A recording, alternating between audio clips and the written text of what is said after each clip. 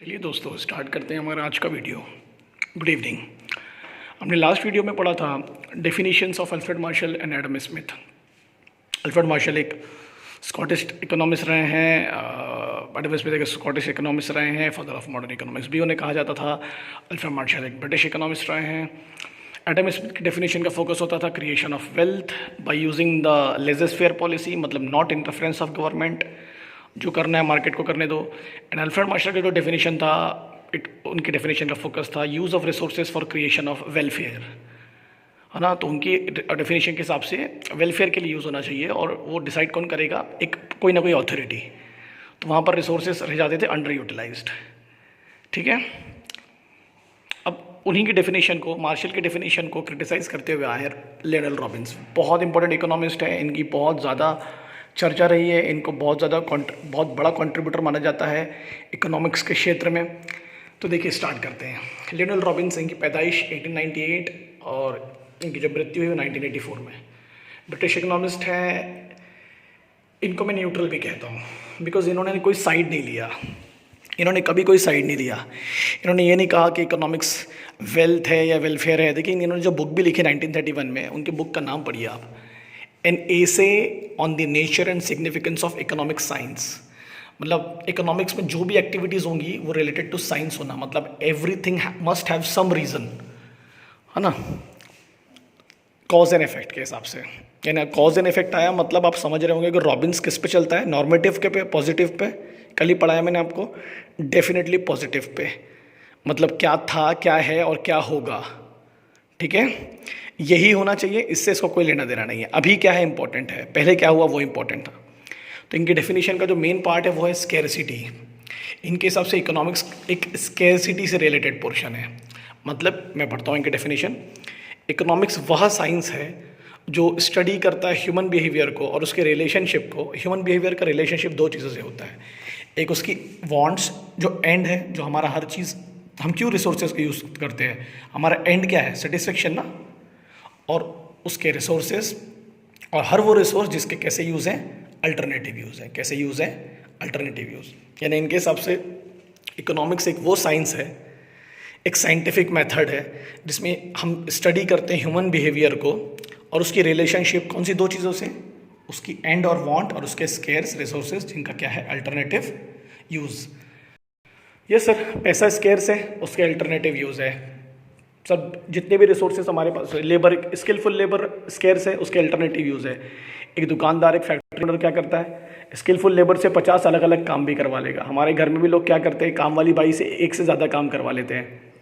हम लोग अपनी घर की गाड़ियों को किराए पे भी चला लेते हैं, घर के लिए भी यूज़ कर लेते हैं। तो घर, छोटा सा घर है, उसको किराए पे भी दे दिया एक कमरा। तो स्केर्सिटी और उसके डिफरेंट यूजेस। ये डिसएग्री करते हैं अल्फ्रेड मार्शल से। ये बोलते हैं अगर हर चीज़ अथॉरिटी डिसाइड करेगी तो लोग फिर कैसे कंज्यूम करेंगे जो उनको चाहिए। इनका कहना था रॉबिन्स का, इकोनॉमिस्ट को सिर्फ ये बताना है कि रिसोर्सेज कैसे यूज़ करने हैं, कहाँ यूज़ करने, ये काम आपका बताना नहीं है। देखिए इसलिए इन्होंने क्या लिखा है, पीपल विल डिसाइड उन्हें क्या कंज्यूम करना है, लोग खुद डिसाइड कर लेंगे। मैंने आपको एक चीज़ पढ़ा था, याद आ रहा है, कुछ चॉइस मेकिंग। अब वो लोग खुद चॉइस कर लेंगे उन्हें क्या चाहिए, किस चीज़ से उनको वेलफेयर मिलेगा और किस चीज़ से सेटिस्फेक्शन, क्योंकि ये दो अलग अलग टर्म है, याद रखिएगा, वेलफेयर और सेटिस्फेक्शन। इसलिए इन्होंने एक मेथड लाई। देखिए इस मेथड को पढ़िए, डिडक्शन मेथड। डिडक्शन का मतलब होता है सब्सट्रैक्शन। ये एक प्रिंसिपल है, एक मेथोडोलॉजी है जिसमें for choosing the right one, मतलब जैसे फॉर एग्जांपल मैंने एक डायग्राम बनाया है। जैसे फॉर एग्जांपल के तौर पर आपके पास में चार वांट है आपकी, चार चीज़ों को आपको सेटिस्फाइड करना है। जैसे फॉर एग्जांपल ये खाना है, ये घूमना है, ये पढ़ना है, ये घर बनाना है। तो उसने बोला कि जो आपको भी अननेसेसरी लग रहा है उसको डिडक्ट करते जाओ, जो अभी उतना ज़रूरी नहीं है। जैसे आपको ऐसा लग रहा है एट प्रेजेंट अभी इंडिया में सबसे इंपॉर्टेंट डिश क्या है, फूड। यार मेरे को अभी घर मत दे भाई तू, है ना, मेरे को पढ़ना वढ़ना नहीं है, मेरे को खाना दे दो नहीं तो मैं मर जाऊंगा। तो आपने क्या किया, रिसोर्सेज तो कम ही थे आपके पास में। जैसे सरकार के पास भी रिसोर्सेज कम है, अब सरकार को उस रिसोर्सेज को खर्च करना है तो सरकार क्या करेगी, अरे अभी इन्वेस्टमेंट नहीं करते, अभी मॉल वॉल नहीं बनाते, अभी रोड वोड नहीं बनाते, अभी काम करते लोगों को फूड दे देते हैं। तो फिर आपने इसमें से जो सबसे ज़्यादा लेस इंपॉर्टेंट था उसको माइनस किया, फिर 3 बचे, फिर उसमें से और लेस इंपॉर्टेंट को माइनस किया, फिर 2 बचे, फिर बचा 1, और फिर एक्चुअल कंजम्पशन। तो ये हुई ना चॉइस मेकिंग। तो ये इंडिविजुअल्स भी यूज़ करते हैं और गवर्नमेंट भी यूज़ करती है। काम आया कि नहीं काम आया? डिडक्शन थ्योरी बोलते हैं इसको। ये हम सब करते हैं ना। हमारे पास 100 रुपये, जब बचपन में 100 रुपये होते थे ना, या 50 रुपये मिलते थे घर में, तो हम लोग यही करते थे, यार आज बर्फ़ खाने जाएंगे, आज समोसा खाने जाएंगे, या इससे मैं कॉपी किताब खरीद लूँ, या जो भी चीज़ें हो सकती हैं। ये बहुत इंपॉर्टेंट डिडक्शन थ्योरी इन्होंने निकाला। अननेसेसरी चीज़ों को रिड्यूस करो और जो इंपॉर्टेंट चीज़ों उस पर आओ। ठीक है, बराबर है, समझ में आया? तो इनकी जो डेफिनेशन है वो मोस्टली कैसे रिलेटेड है? स्कैरसिटी से। और ये किसको सपोर्ट करते हैं जल्दी बताइए? कौन सा इकोनॉमिक्स? Positive economics. अरे लोग खुद चूज़ कर लेंगे उन्हें क्या चाहिए। और जब कोई भी व्यक्ति कोई भी इकोनॉमिक डिसीजन लेता है तो वो कोई ना कोई काय पे होता है, कॉज एंड इफेक्ट। उसके पीछे कोई ना कोई रीज़न होगा। आप मत बताइए कि क्या होना चाहिए, ऐसा होना चाहिए, क्योंकि अगर एक व्यक्ति के डिसीजंस को, एक व्यक्ति की फीलिंग्स और इमोशंस के आधार पर हम अपने डिसीजन नहीं लेते हैं। समझ रहे हैं? तो ये बहुत बड़े क्रिटिसाइज इन्होंने किया अल्फ्रेड मार्शल के डेफिनेशन को। ठीक है, 1931 में इन्होंने एक फेमस 1931 में इन्होंने एक फेमस बुक लिखी, इसको ज़रूर देखिएगा, बहुत ही फेमस इकोनॉमिस्ट है। ठीक है, यानी वेल्थ, वेलफेयर, और तीसरी डेफिनेशन क्या पे बेस्ड है? स्कैरसिटी। और एक नए जो टर्म हमने कल पढ़े थे पॉजिटिव और नॉर्मेटिव, उसमें किसको सपोर्ट करते हैं? पॉजिटिव।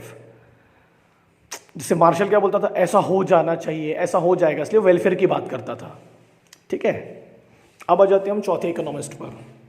चौथे इकोनॉमिस्ट कौन है? बहुत फेमस अमेरिकन इकोनॉमिस्ट है, पॉल सेमल्सन। ठीक है, ये भी यंगेस्ट इकोनॉमिस्ट हैं वर्ल्ड वॉर के पहले, फर्स्ट वर्ल्ड वॉर के पहले, फर्स्ट वर्ल्ड वॉर के बाद। इन्होंने बहुत सारी थेरीज को इंट्रोड्यूस किया। जैसे ये जब 21 साल के थे तो इन्होंने एक थेरी इंट्रोड्यूस किया था, measurement of utility. Measurement of utility का मतलब होता है बेटा कि जब आप किसी भी चीज़ को खरीदते हैं तो आप जितना पैसा पे करते हैं आपको उतना सेटिस्फेक्शन मिल रहा है कि नहीं मिल रहा है, उसको नंबर में मेजर करके इन्होंने बताना चालू किया। ये मैं आपको 12th में आगे पढ़ाने वाला हूँ। जैसे फॉर एग्जाम्पल, अगर मैं गम्मत जम्मत जाता हूँ, बहुत फेमस एग्जाम्पल है, ये किसी रेस्टोरेंट में मुझे 20 रुपये का पराठा मिलता है, तो मुझे वो 20 रुपये का पराठा 20 रुपये लायक सेटिस्फेक्शन दे रहा है कि नहीं दे रहा है, वो इन्होंने कल अपनी थीरीज के थ्रू बताना स्टार्ट किया। वो मैं आपको आगे जाके पढ़ाऊँगा। फिर इन्होंने एक और थ्योरी निकाली जिसको हम बोलते हैं कंज्यूमर प्रेफरेंस थ्योरी, कि कंज्यूमर को डिसाइड करने दो कि अगर उसे दो चीज़ें कंज्यूम करनी है और दोनों करनी ही करनी है ना, और उसके पास इनकम कांस्टेंट है, पैसा नहीं है उसके पास में उतना, और दोनों चाहिए, तो कौन सी वो कम करेगा कौन सी ज़्यादा करेगा वो खुद डिसाइड कर लेगा। बट दोनों करना है, जैसे दाल चावल, जैसे चावल रोटी, हमको दोनों कंज्यूम करनी है ना, तो अब कौन सी आपके लिए ज़रूरी है अब वो खुद डिसाइड कर लो। तो कंज्यूमर प्रेफरेंस थ्योरी, मगर दोनों चाहिए अपने को, उसके बिना काम नहीं चलेगा। लॉजिक समझ रहा है?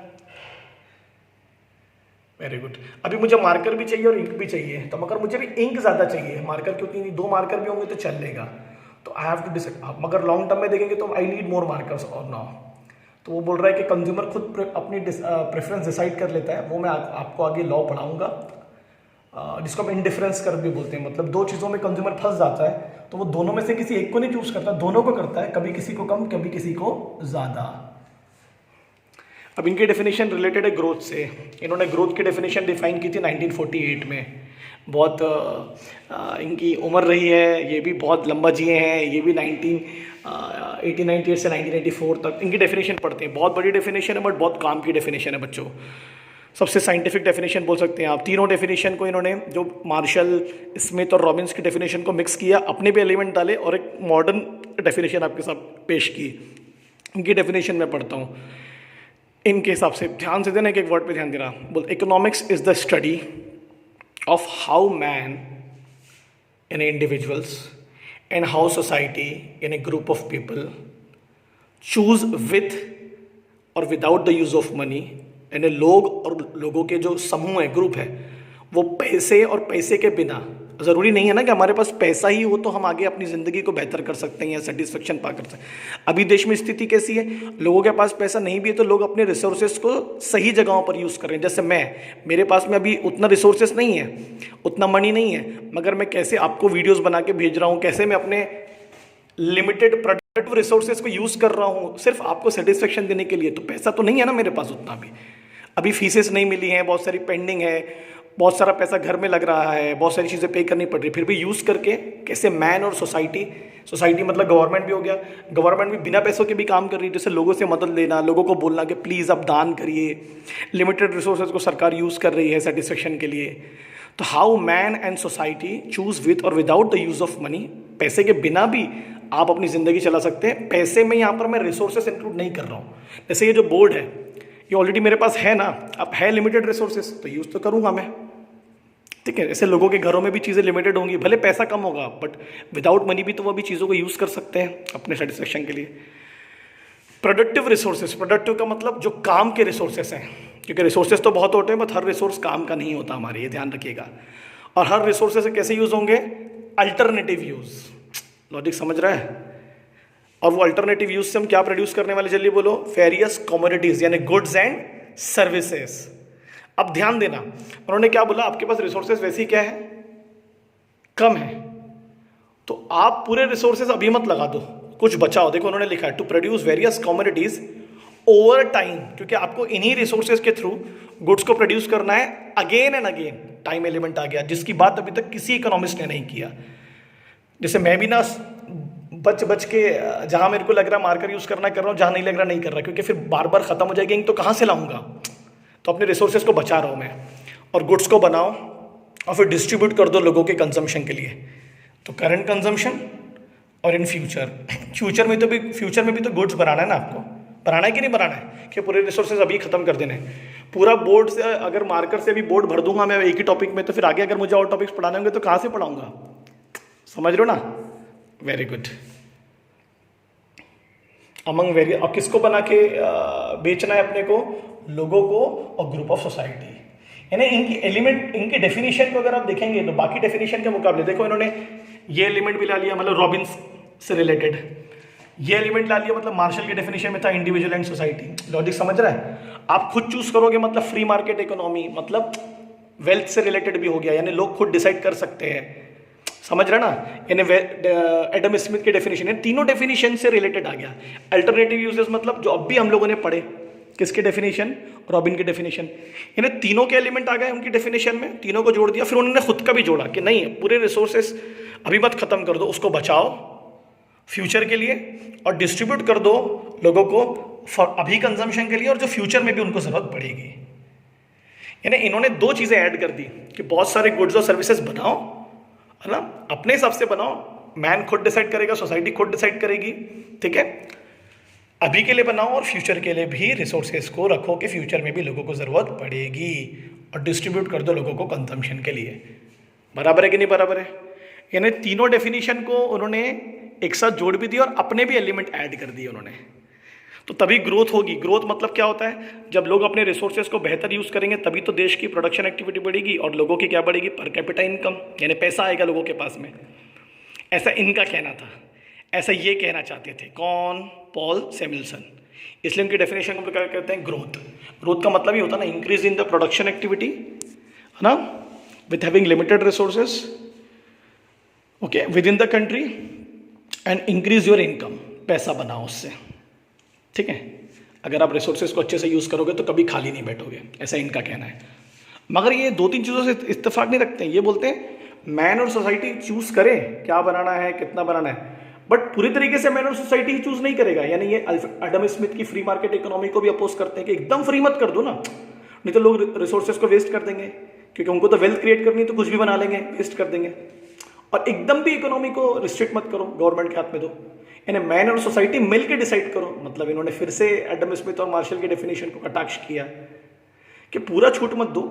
तो ये फ्री मार्केट इकोनॉमी के बहुत बड़े समर्थक नहीं है। इनका कहना है नहीं, रिसोर्सेज कम है तो किसी ना किसी का कंट्रोल होना चाहिए, क्योंकि कहीं ना कहीं वो रिसोर्सेज एक दिन खत्म हो जाएंगे। इसलिए ये टाइम एलिमेंट बहुत ज़्यादा इंपॉर्टेंट है। पक्का समझा बच्चों? इनकी डेफिनेशन क्या है? ये दो इनकी थेरीज हैं। सेटिस्फेक्शन को नंबर में मेजर करना मैं आगे बढ़ाने वाला हूँ आपको, जिससे आप तय कर लेंगे कितना पैसा खर्च करना है, कितना गुड्स को बनाना है। बहुत इंटरेस्टिंग कंसेप्ट है। और कंज्यूमर प्रेफरेंस, जब कंज्यूमर दो चीज़ों में फंस जाता है तो किसी एक को कम कर देता है, किसी एक को बढ़ा देता है, याद रखिएगा। बट दोनों को यूज़ करेगा ही करेगा, ये भी हम आगे आपको पढ़ाने वाले हैं, ठीक है। जैसे अभी मशीन को व्यापारी यूज़ नहीं कर पा रहा है तो उसने क्या कर दिया है, लेबर के थ्रू ही मैक्सिमम काम करवा रहा है। बट ऐसा नहीं कि मशीन बिल्कुल यूज़ नहीं हो रही है, मशीन भी यूज़ हो रही है। प्रोडक्शन तो करना है बड़ी बड़ी कंपनियों को, अभी अगर चालू होगा 20 तारीख के बाद से तो। वेरी गुड, समझा आप लोगों को पक्का? अगर आप लोग ये दोनों डेफिनेशन समझी हैं तो आप समझ जाइए कि अपने को फिर इकोनॉमिक्स की मैक्सिमम भाषा समझ गई। इसका स्क्रीनशॉट ले लेंगे आप लोग। ये चौथी डेफिनेशन, तीनों डेफिनेशन का इंकम्पासिंग है, तीनों को जोड़ दिया उन्होंने, अपने एलिमेंट भी जोड़ दिए हैं, ठीक है बच्चों। बाकी की दो डेफिनेशन को भी याद रखें। Adam Smith, follower of free market economy, creation of wealth, wealth wealth, distribution of wealth. Alfred Marshall, creation of welfare, using the resources only for welfare. और दोनों ने सर्विसेज को इग्नोर किया था, तो इन्होंने भी सर्विसेज को ऐड कर दिया है कि लोगों को जो करना है करने दो, बस उससे लोगों को क्या मिलना चाहिए, सेटिस्फेक्शन। लोगों को जो करना है करने दो इनके हिसाब से, क्योंकि रिसोर्सेज वैसे ही कम है। और इन्होंने भी बोला दोनों बनना चाहिए, गुड्स एंड सर्विसेज। ठीक है बच्चों, पक्का? कोई डाउट होगा तो मुझसे पूछेगा। अगर ये चारों डेफिनेशन समझ जाएंगी तो मज़ा आ जाएगा। अब आप एक चीज़ समझ में आ गई, ये दोनों जो हैं ये बेसिकली किसके फॉलोअर हैं? पॉजिटिव इकोनॉमिक्स के। What is, what was and what will be. ठीक है, क्या होना चाहिए ये नहीं बोल रहे, क्या था, क्या है और क्या होगा। ठीक है, ये कोई चीज़ थोप नहीं रहे, इनकी डेफिनेशन कोई चीज़ थोप नहीं रही है ना। जैसे इनकी डेफिनेशन क्या बोलती है, रिसोर्सेज कम है, तो ये सच है ना, रिसोर्सेज कम है ये सच है, और कभी ना कभी ख़त्म हो जाएंगे, तो ये टेस्टेड है ना, फैक्ट है, ये कभी ना कभी ख़त्म हो जाएंगे। इसलिए तो लोग अपने स्किलफुल रिसोर्सेज को बेहतर यूज़ करते हैं सोच समझ के। ठीक है बच्चों, चलो मुझे बताओ फिर देखने के बाद। आपको हर क्लासेस के लिए इंपॉर्टेंट है, जो भी क्लासेस का इकोनॉमिक्स पढ़ें ये चीज़ आपके लिए इंपॉर्टेंट है। चलो बाय टाटा।